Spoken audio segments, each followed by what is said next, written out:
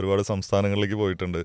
അപ്പം മറ്റുള്ള സ്ഥലങ്ങളിലേക്ക് ചെല്ലുമ്പോൾ അവരുടെയൊക്കെ ഒരു സ്വീകരണം, അവിടുത്തെ അനുഭവങ്ങളൊക്കെ എങ്ങനെയാണ്? നമ്മൾ പുറത്ത് ചെയ്തിട്ടുള്ള പരിപാടി എന്ന് പറയുന്നത് ഇപ്പോൾ ബാംഗ്ലൂരും തമിഴ്നാട്ടിലുമാണ് ചെയ്യുന്നത്. ബാംഗ്ലൂർ ചെയ്യുന്നത് മലയാളികളുടെ പ്രോഗ്രാമാണ്. തമിഴ്നാട്ടിൽ പോയി ചെയ്യുമ്പോഴാണ് നമുക്കൊക്കെ ശരിക്കും പൾസ് കിട്ടുക. വേറൊരു റേഞ്ചിലാണ്. കാരണം അവർ ടീമിനെ കാണുന്നത് വലിയൊരു സംഭവം പോലെയായിട്ടാണ് അവർ കാണുന്നത്.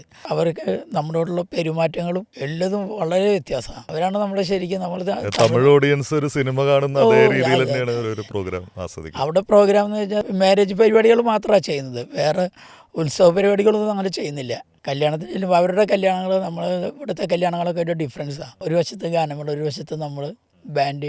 അവർ എത്ര വലിയ സെലിബ്രിറ്റികളുടെ ഗാനമേള വെച്ചാലും കൂടുതൽ ഓഡിയൻസും അവിടെ വന്നിട്ടുള്ള ബന്ധുക്കളായാലും ആരായാലും ഏറ്റവും കൂടുതൽ അവർ ഇഷ്ടപ്പെടുന്നത് നമ്മുടെ ബാൻഡാണ്. പ്രോഗ്രാം കഴിയുമ്പോൾ അവർ ഇടയ്ക്ക് വന്ന് നമ്മുടെ കൂടെ വന്ന് ഫോട്ടോ എടുക്കലും ഷെയ്ക്കിൻ്റെതെല്ലാം കെട്ടിപ്പിടിക്കലും ഇതൊക്കെ അത് വലിയൊരു സന്തോഷമുള്ള കാര്യമാണ്. ഈ ദുബായിൽ പോയിട്ടില്ല കുന്നംകുളം പെരുന്നാൾ, അപ്പോൾ അതിൻ്റെയൊക്കെ ഓർമ്മകളും അനുഭവങ്ങളൊക്കെ. കുന്നംകുളം പെരുന്നാൾ എന്ന് പറയുന്നത് പോലെ തന്നെയാണ്. അത് കുന്നംകുളത്തുകാർ മാത്രമല്ല, അത് മൊത്തം മലയാളികളുണ്ട് ആ പരിപാടിയിൽ. കുന്നംകുളത്തുകാരാണ് അത് കണ്ടക്ട് ചെയ്യുന്നതെന്ന് മാത്രമേ ഉള്ളൂ. ടീം മൊത്തമായിട്ട് പോകുന്നത് കഴിഞ്ഞ വർഷം ഞാനിപ്പോൾ ചെറിയൊരു ഗ്രൗണ്ടായിരുന്നു. ഒരു 10,000-3000 പേർക്ക് ഉൾക്കൊള്ളാവുന്ന ഒരു ചെറിയൊരു സ്ഥലത്തായിരുന്നു പരിപാടി. പ്രോഗ്രാം നടക്കുന്ന ഓഡിറ്റോറിയത്തിൻ്റെ പുറത്ത് ഒരു 5000 പേരെങ്കിലും ഉള്ളിലേക്ക് കടക്കാൻ പറ്റാതെ നിന്നിട്ടുള്ള ആൾക്കാരുണ്ട്.